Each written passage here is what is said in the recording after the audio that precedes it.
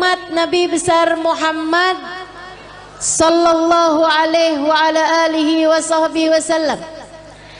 Katanya sahibul burdah, busyra lana ma'syaral islami inna lana minal inayati ruknan ghaira munhadimi lamma da'allahu bi akramir rusli kunna akramal umami. Lamma da'allahu li ta'atihi bi akramir rusli kunna akramal umami. Beruntung sekali kita jadi orang Islam, katanya Imam Al-Busiri. Kenapa gitu?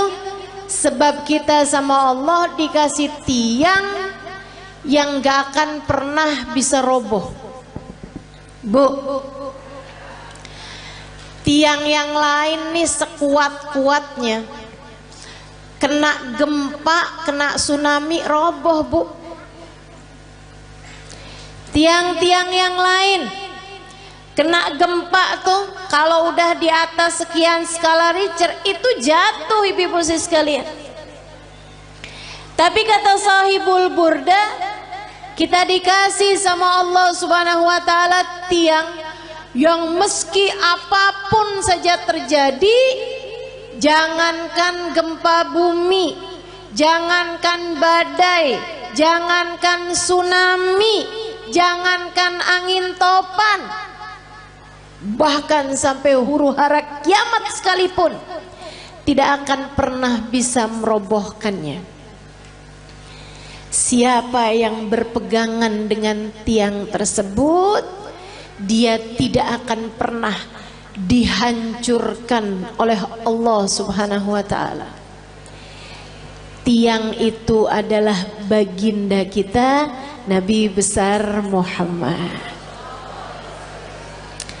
Makanya nih, buat ibu-ibu yang kadang suka ngerasa, ya Allah gimana sih nih mesti ngedidik anak-anak, apalagi ngerasanya saya nih orang tua tunggal, suami saya bapaknya anak-anak udah 3 kali lebaran kagak pulang.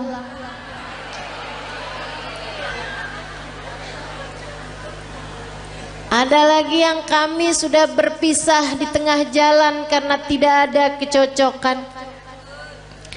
Ada lagi yang memang ajal keburu mendatanginya, sehingga di masa Covid kemarin meninggal dunia, meninggalkan anak-anak yang menjadi yatim. Sekarang saya yang mesti membesarkan mereka seorang diri. Ibu-ibu saudariku sekalian, kamu sandaran aja, tapi sandarannya jangan sama yang lemah. Kalau kamu sekedar nyari suami lagi gitu ya, sampai mengusahakan hidung kurang mancung dioperasi, kulit mulai keriput ditarik benang, biar cakepan bibir disulam. Saya jadi ngebayangin tuh muka apa kain, tarik benang, sulam, udah jadi kayak kain bu. Terlama-lama ada bordir nih.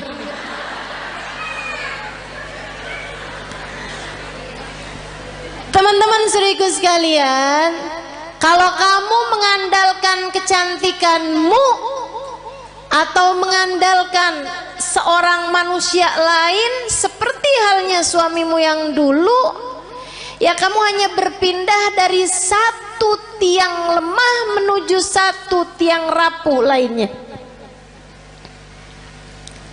Nggak ada yang cukup buat dijadikan sandaran. Bu, untuk anak-anakmu pun juga begitu. Kalau kamu menyandarkan anak-anakmu kepadamu, kamu tidak akan cukup kuat untuk dijadikan sandaran. Sebab kamu pun juga lemah. Nggak berasa betapa sangat lemahnya dirimu itu. Kena sakit dikit udah nggak bisa ngapa-ngapain. Kena galau, bad mood, udah nggak bisa enak buat ngadepin anak-anakmu lagi. Bawaan, ya Allah Ustazah, kenapa ya saya? Kok lagi kesel banget tuh Ustazah, ngelihat anak pengen saya telan.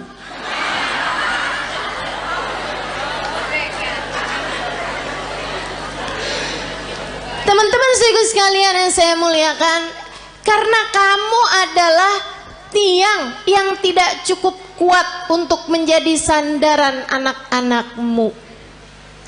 Kamu udah tahu tiangnya itu siapa? Tiangnya adalah Nabimu Muhammad. Para istri, jangan andalkan dirimu untuk kebahagiaan rumah tanggamu. Saya cantik, suami mana yang bisa berpaling dari saya? Oh, apa artinya kecantikanmu itu? Lagian Bu, waktunya tuh bentar banget yang namanya cakepnya dunia tuh. Betul nggak? Kena jerawat udah nggak jadi cakep. Apalagi banyak nih anak-anak zaman sekarang nih, dia bilang saya cantik karena turunan.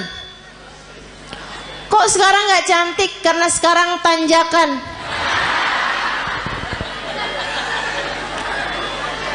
Banyak tuh.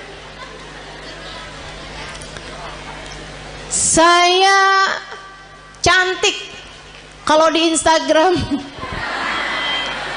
Begitu lihat aslinya kagak. Kenapa gitu? Pakai filter banyak banget. Filter biar kelihatan kurus, filter biar kelihatan mulus. Aduh. Jangan andalkan kecantikanmu, ia sangatlah rapuh. Saya perempuan yang pinter. Pinter apa?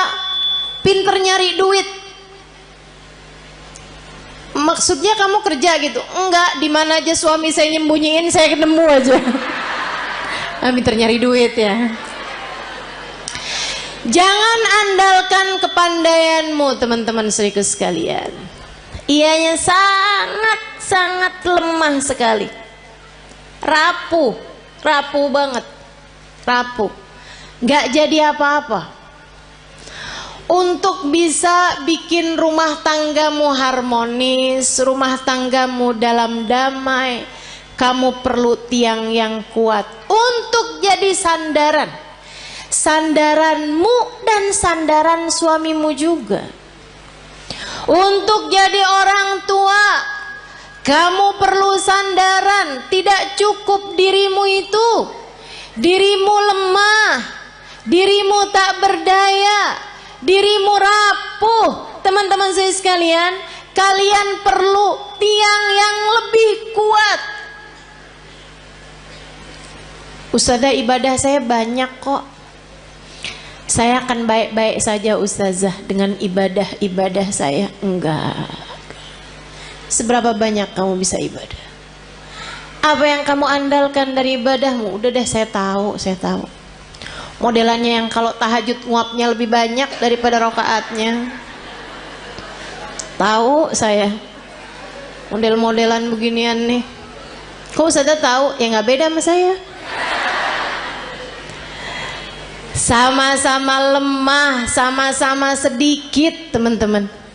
Udahlah sedikit gitu, nggak aman dari ria, nggak aman dari ujub, nggak aman dari sum'ah. Seneng bener ibadahnya dipasang di status.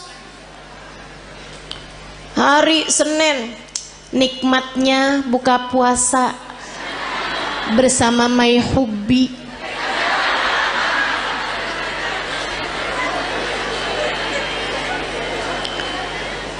Bangun tahajud jam 2, nulis di status, ibadah terbaik adalah sholat di waktu malam.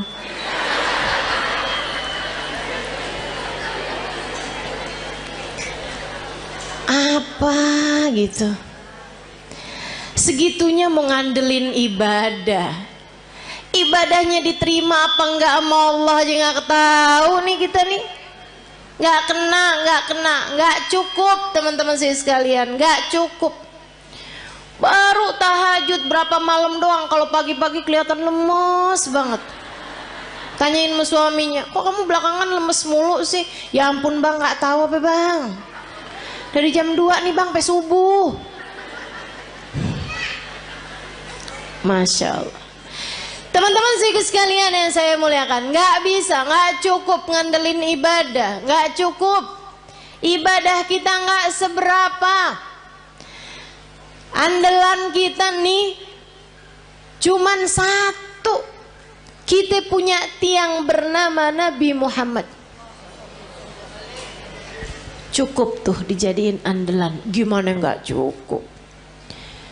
Yang pegang kunci surga. Gimana nggak cukup?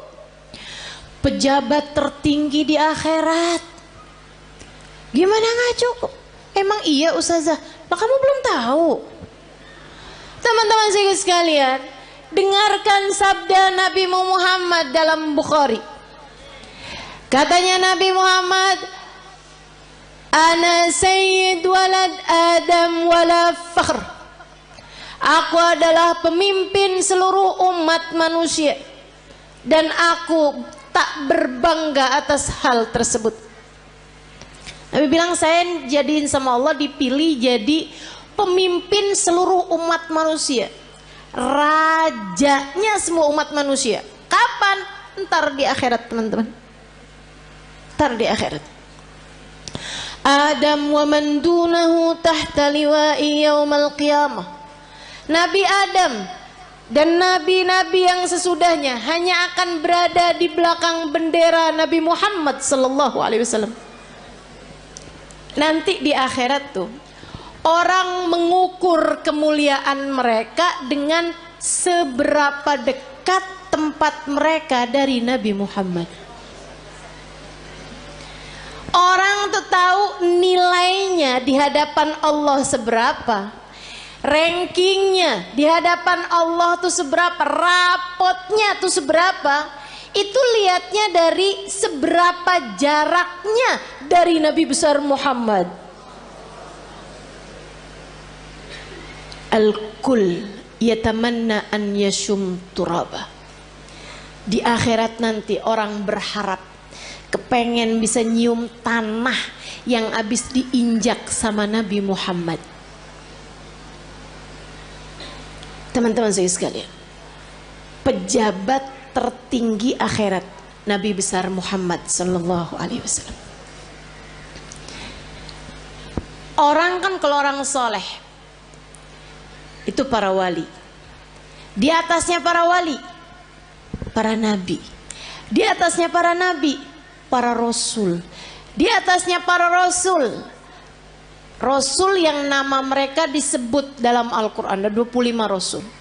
Di antara mereka ulul azmi, 5 sahabat besar, 5 para rasul terbesar. Nabi Ibrahim, Nabi Nuh, Nabi Musa, Nabi Isa.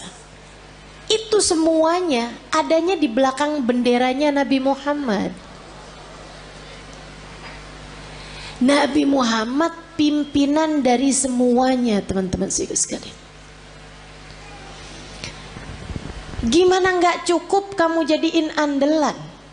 Orang kalau tinggal nih di Indonesia nih, terus dia itu deket sama presiden, urusan jadi gampang, betul? Sekalian saya muliakan. Nah, saya kasih tahu, pejabat paling tinggi di akhirat itu adalah Nabi Muhammad. Maka gampang banget. Pengen selamat gampang. Pengen bahagia gampang. Pengen mulia gampang. Yang dekat sama Nabi Muhammad. Pengen selamat